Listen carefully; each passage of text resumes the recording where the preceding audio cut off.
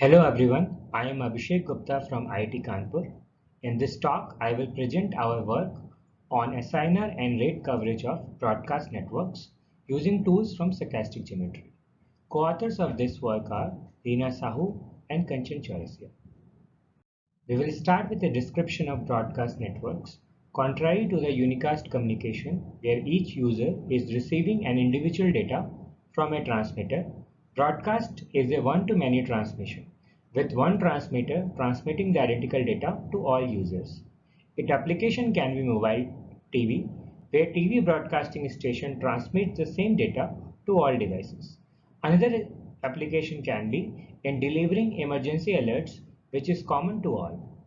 A vehicular network where a base station is transmitted traffic data, which is common for all vehicles, is another example.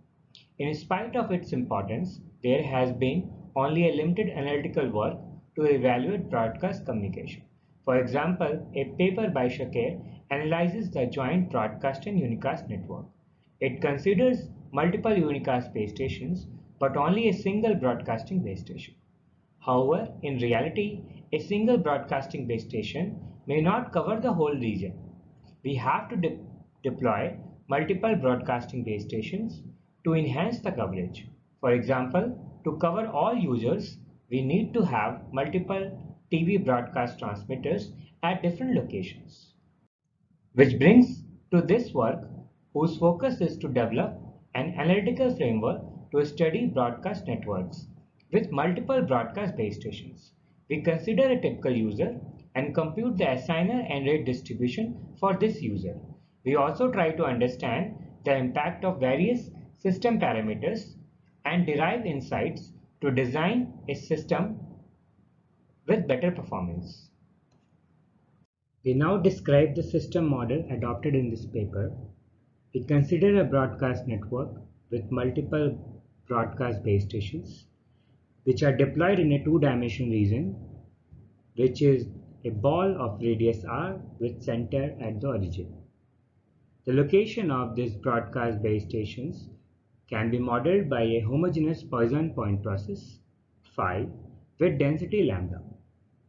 Here lambda denotes the number of base stations per unit area. Phi consists of many location xi's, where xi denotes the location of the ith base station. We consider a typical user at the origin. Since all the base stations are transmitting the identical data, multiple base stations can contribute to the desired signal power of this user. In determining the contributing base stations, we will only consider those base stations whose signal reaches in the same slot. So if we consider a base station, ith base station, and denote the time taken by this base station to reach user by Ti, then Ti should be less than delta Ts. Ts is the symbol time and delta is a design parameter, which means that the signal should reach in the delta fraction of the same slot. So if you consider that this ith base station is located at the norm xi distance away from the user, then the time taken is nothing but norm xi by c, where c is the speed of the electromagnetic signal. From this, we can say that all those broadcasting base station will contribute whose distance norm x is less than rs, where rs is equal to ts delta c. This is equivalent to saying that all the contributing broadcast base station should lie in a ball of radius rs with center at the origin. And this is termed as the connectivity region for the user. All the broadcasting base station which will lie in this ball will contribute to the signal. Let alpha denote the path loss exponent. If we consider a ith base station located at xi location, the distance between the user and the broadcasting base station is norm xi. The signal will also go through a fading Let's denote beta as the fading coefficient. We assume a Rayleigh fading coefficient here. So the exact fading coefficient of this ith link will be denoted by beta I, which will be an exponential of mean 1. So signal power from this ith broadcasting base station will be given as transmit power Pt into beta I, which is fading, into A into distance, which is norm xi, to power minus alpha. Here A is the near field gain.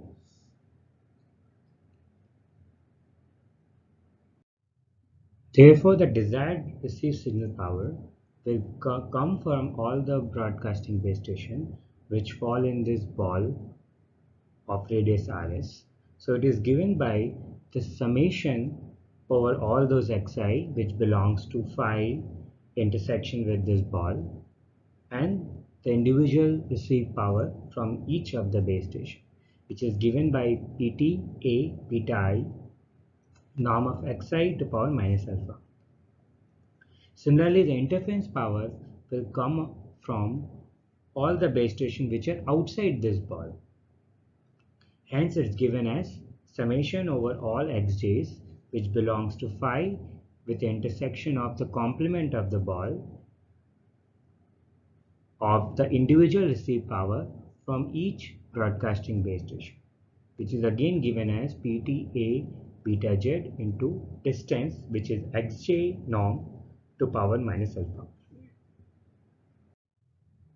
Therefore, signal to interference plus noise ratio, which is SINR, at the receiver will be given as the desired signal power PR divided by the interference I plus noise N.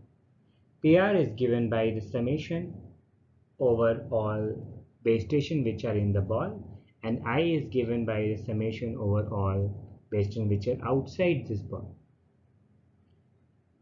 Here we have removed Pt and A and put it in the denominator of N by Pta.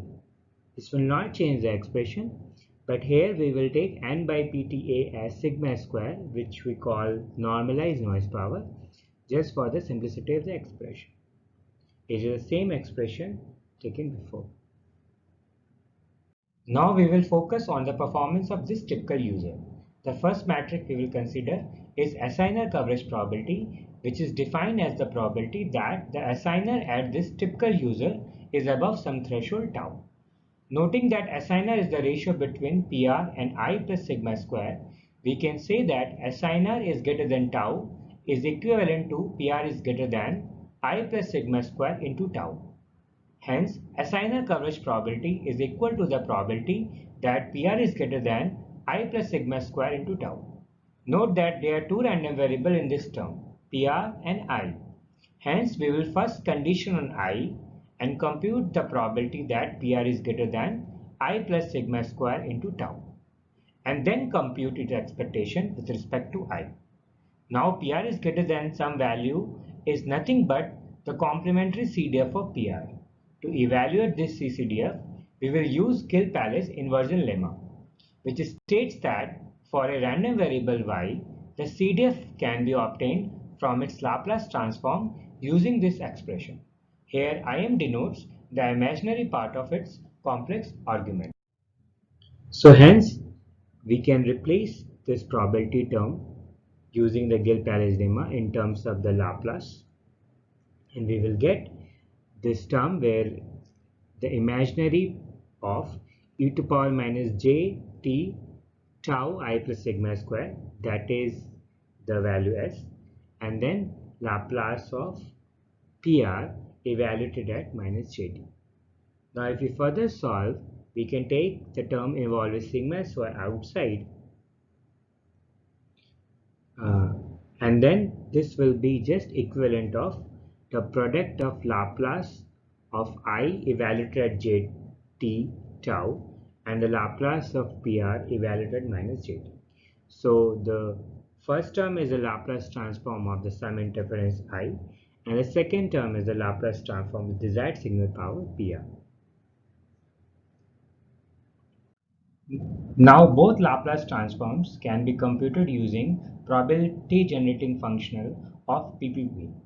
Note that if y is equal to summation of a function evaluated over all points of the PPP in a set A, then Laplace transform of y is given as exponential minus lambda integration of s fx dx over A.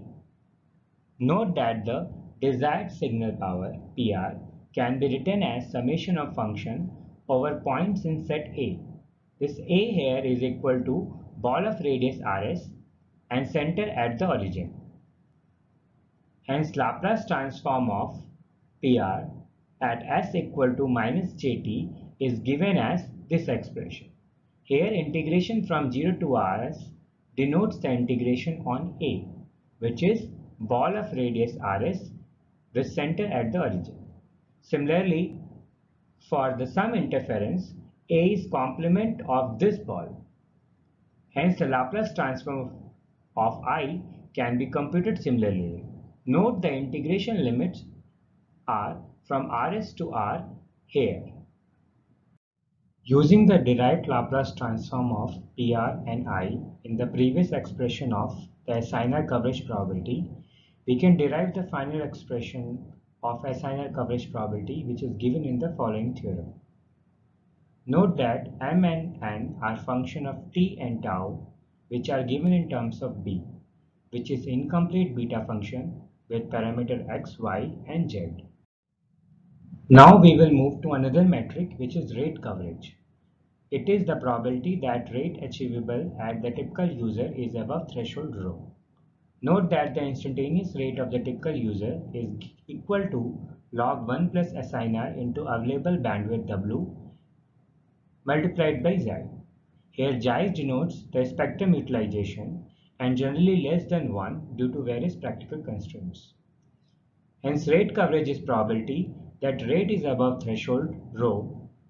Now using the relation between rate and the SINR, this is equal to the probability that SINR is above 2 to the power rho by xi W minus 1, which is equal to the SINR coverage probability evaluated at 2 to the power rho by xi W minus 1.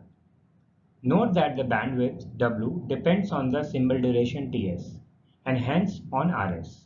If we assume OFDM for transmission, T is equal to the number of subcarriers N divided by W. Now Rs is equal to Ts delta C. Using the expression of Ts, we get the relation between Rs and W.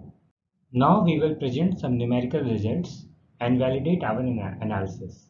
We have used the following parameters for the numerical analysis. And in this graph, we plot the SINR coverage probability with respect to SINR threshold for different values of lambda. We can see the analysis and simulation results match, which verifies our analysis. We can also see that the increase in the density of base station improves the SINR coverage probability of the typical user. This is because when we increase the density, the number of contributing base station increases. This is different than the SINR invariance we see in the conventional cellular networks, where SINR is invariant to the density. We also plot the rate coverage with respect to the threshold for different values of density. Here also analysis and simulation results matches, which verifies our analysis, and here also we can see that the increase in the density of base station improves the rate coverage of the typical user. Now we will compute the impact of this connectivity radius Rs. Remember, Rs is the radius in which all the base station who are contributing to the desired signal power will fall. So when we plot SINR coverage with respect to Rs for different values of SINR thresholds, we see that SINR coverage probability increases with Rs. So if we have a larger values of Rs, there will be more number of broadcasting base stations that can contribute to a signal power, Hence, the SNR coverage probability improves. This will tell us that we should have a larger value of RS.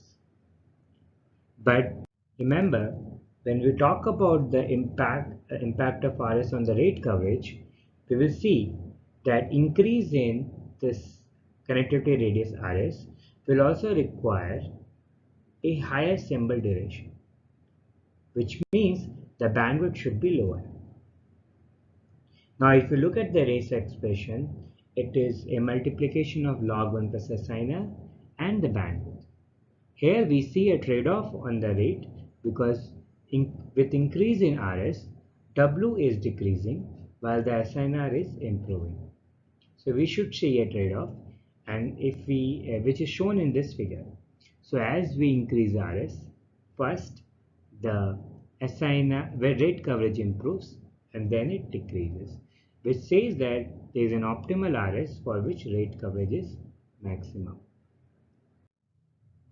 So now we come to a conclusion of this work. In this work, we have developed a framework to analyze the system performance of a broadcast network with multiple transmitters. Based on the geometric location, we can see that some transmitter contribute a desired signal and rest acts as interference. We have computed the SINR and rate coverage, and we show that there exists an optimal connectivity region that maximizes the rate coverage. Thank you.